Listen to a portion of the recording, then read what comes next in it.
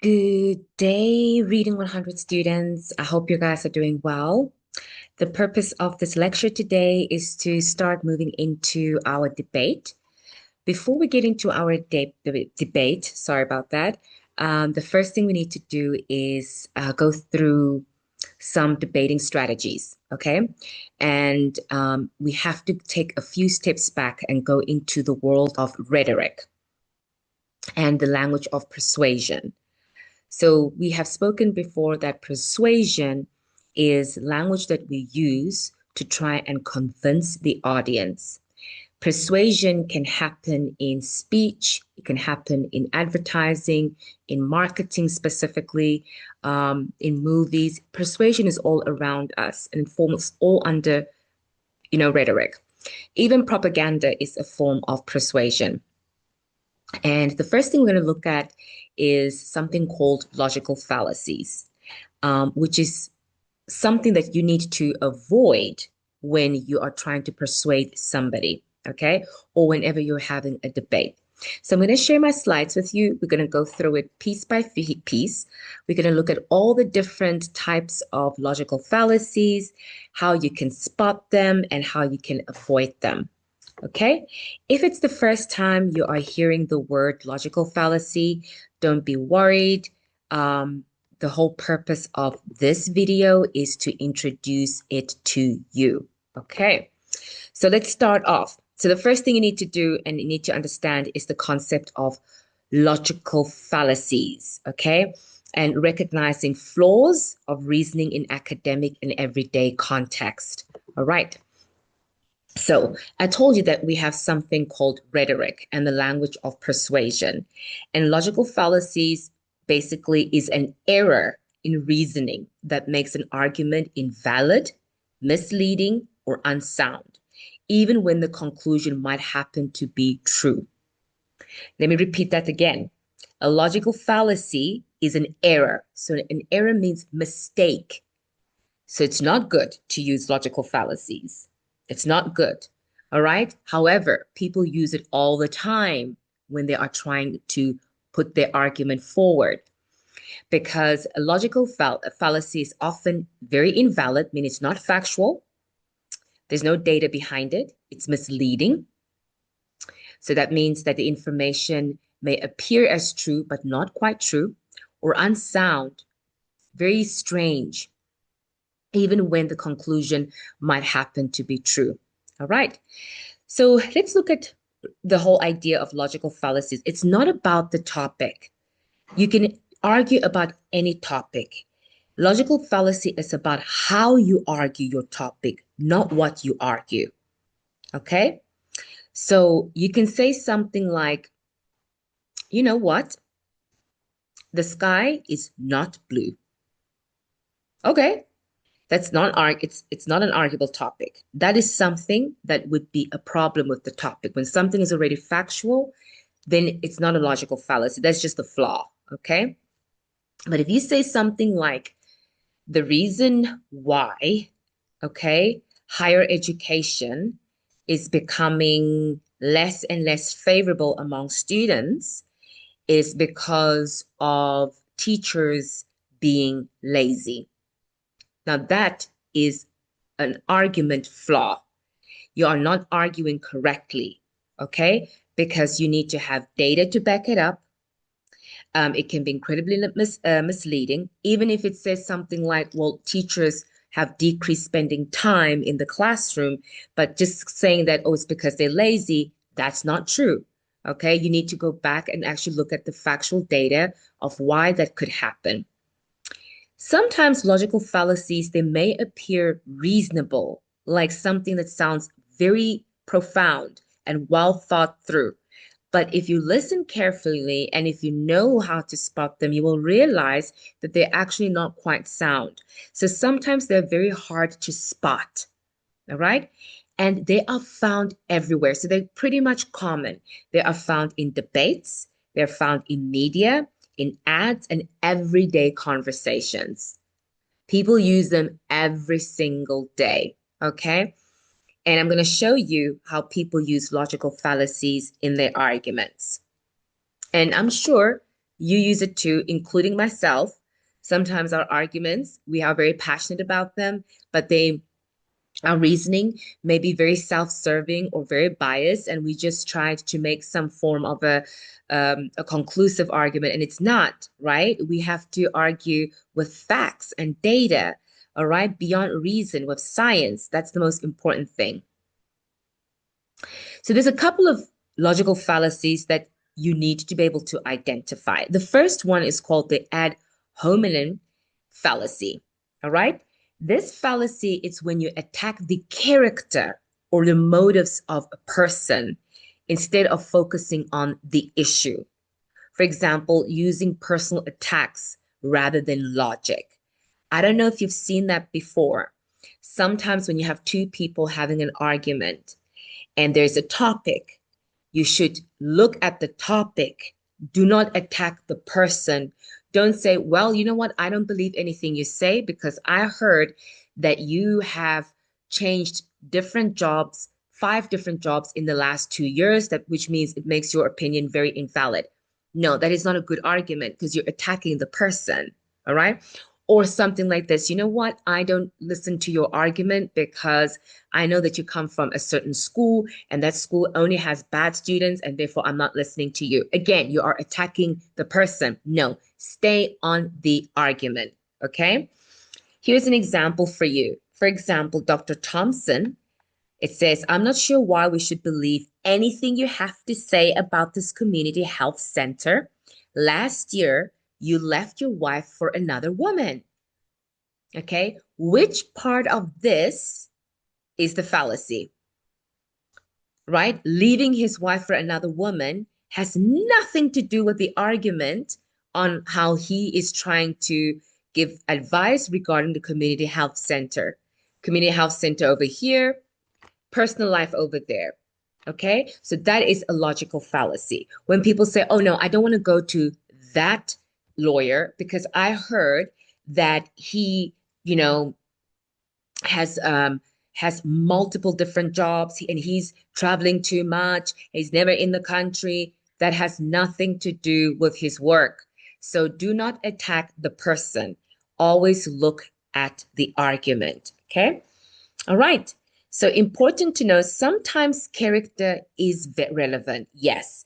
For example, if Dr. Thomas had a financial interest in a company supplying the health center, then yes, that would be something to consider. Okay. For example, you might see somebody is fiercely fighting for a particular product and say, you know, this product is really good. Everybody should buy it. It is good for your health, etc. And that person may have a personal interest in it. For example, he may be getting or she may be getting extra money from selling that product. That's when you can look at character. But if the reasoning is not really about anything that's self-serving regarding the person who's arguing, then you cannot use character to win an argument. Okay, you cannot use a character flaw to win an argument. The next type of logical fallacy that we have is called the straw man fallacy. Okay.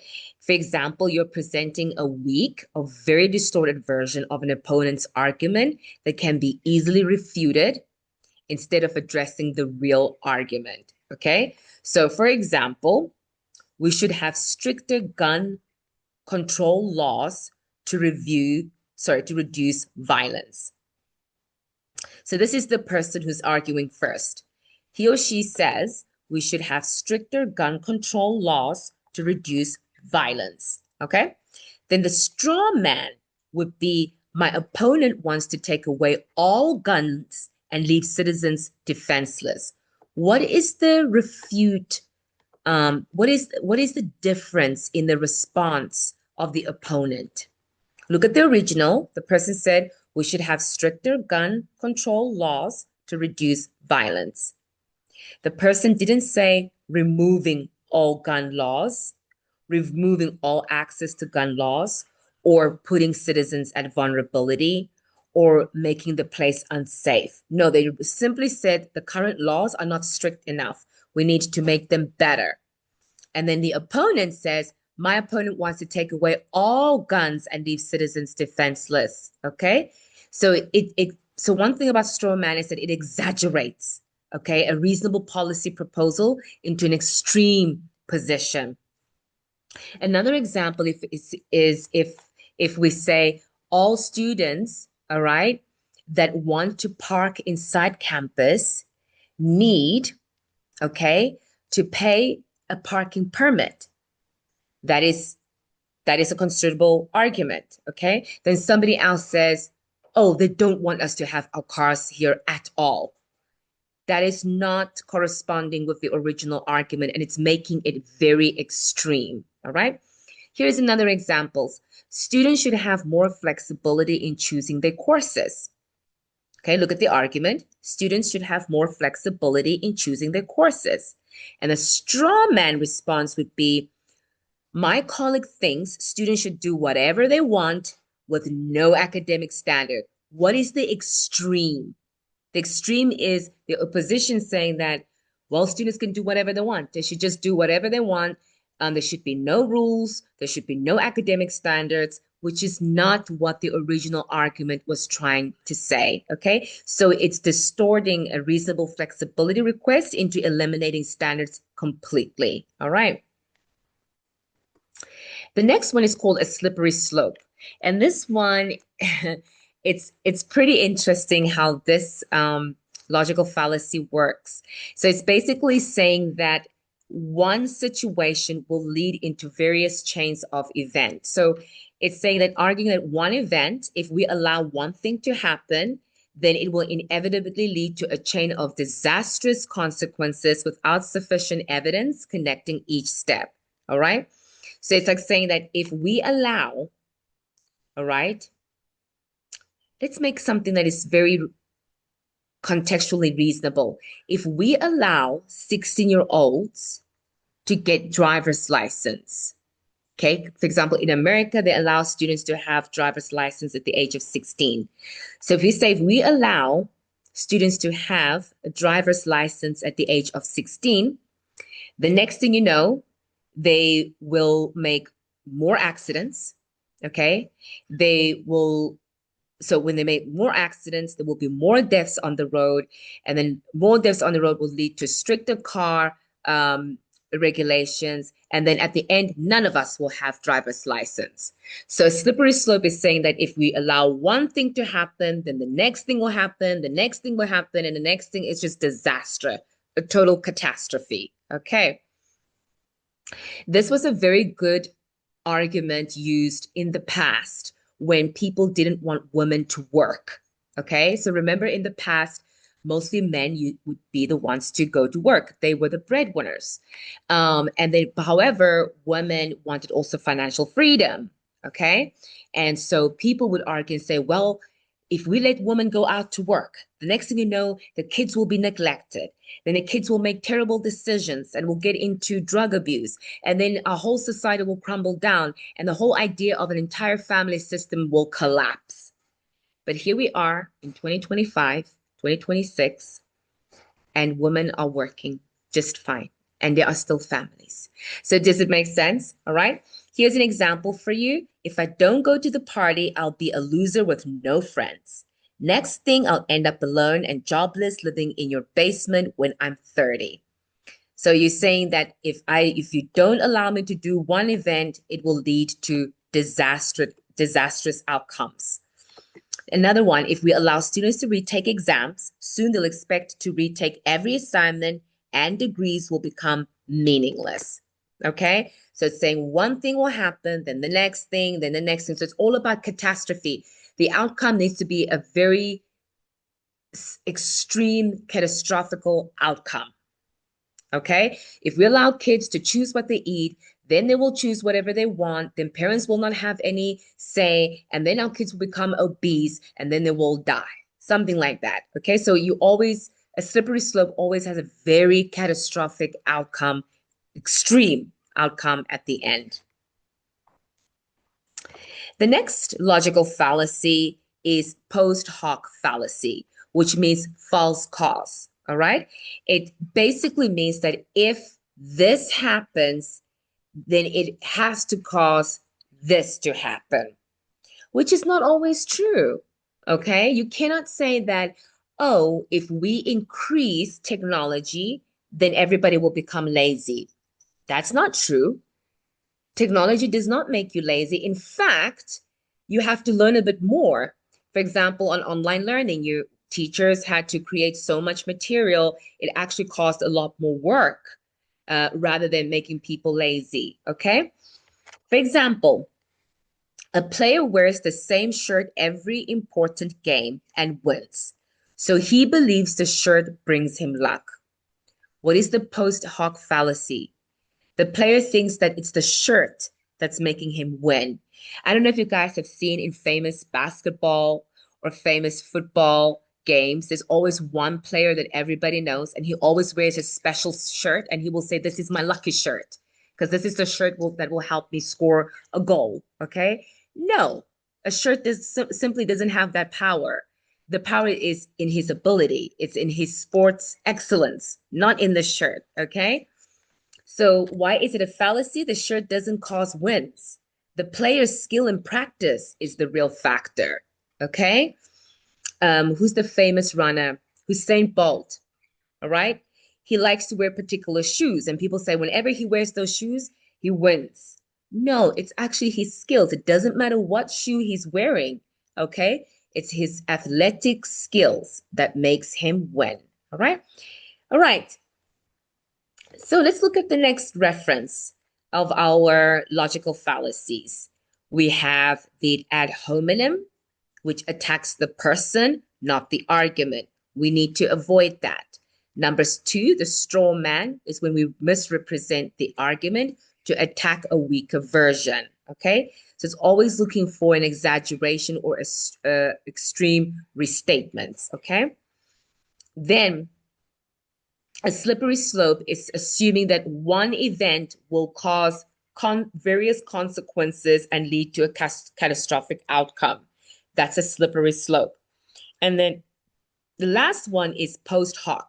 Assume that there's a correlation between causation or correlation of equal causation, meaning that because he is doing this, it is causing this. No, there needs to be facts and data. Okay. All right. So those are the four key takeaways. So what I want you to do is you can do this on your own as a practice. I want you to write an example of each fallacy about phone use in university classrooms. So we have the ad hominem fallacy. For example, attack a professor who supports phone bans rather than their argument. So how would you attack the professor? Well, of course, Dr. So and so will not allow phones because he is somebody who has never seen a phone in his life before, and he only uses email and he is not competent. So that's attacking the professor. You're not attacking the argument. The straw man fallacy, when you misrepresent the phones are distracting as professors hate technology, the slippery slope, the false cause fallacy. Okay. So the key takeaways of this is that fallacies always look at how we argue, not just about what we argue. What is the topic? Okay, the main argument, the main idea. There's usually nothing wrong with your main idea or your topic or your argument. Okay. The problem is how you are arguing it. And so if you are attacking a person, that's wrong. If you are giving a slippery slope, that's also wrong. So that is what fallacies are. Learning to spot them protects you from being misled in a debate. So, or media or everyday life. Sometimes you'll see it from, especially in American political debates, you will see that the one opposition is attacking one another. It's always good to watch them and listen carefully and see, okay, if they're using any logical fallacies, which they do, and to spot them and to see what would have been a better argument for the opponent, okay? Recognizing fallacies makes you a stronger writer, speaker, and critical thinker.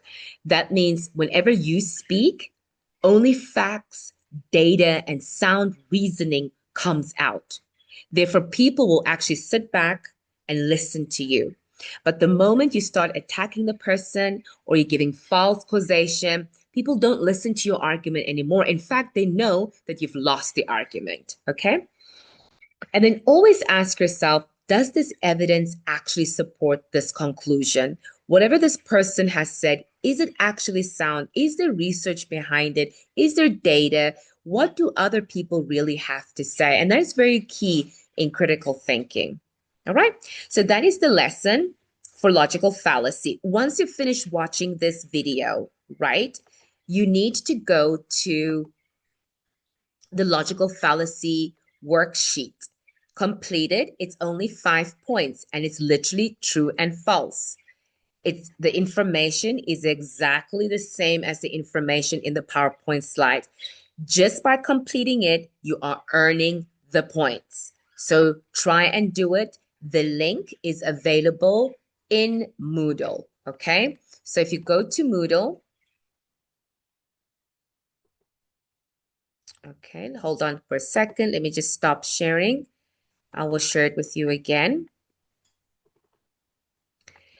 If you go to Moodle, this is where we are right now. You click on fill out the form. It will take you here to the logical fallacies. It's literally true and false questions that you have to answer. And it's just to make sure that you comprehend the entire video and the slides. Okay. This will help you to prepare for our last big assessment for the reading class, which is the debate, which we have in the last week. Okay. So thank you so much, students. And I will post this. And if you have any questions, let me know. Take care. Bye-bye.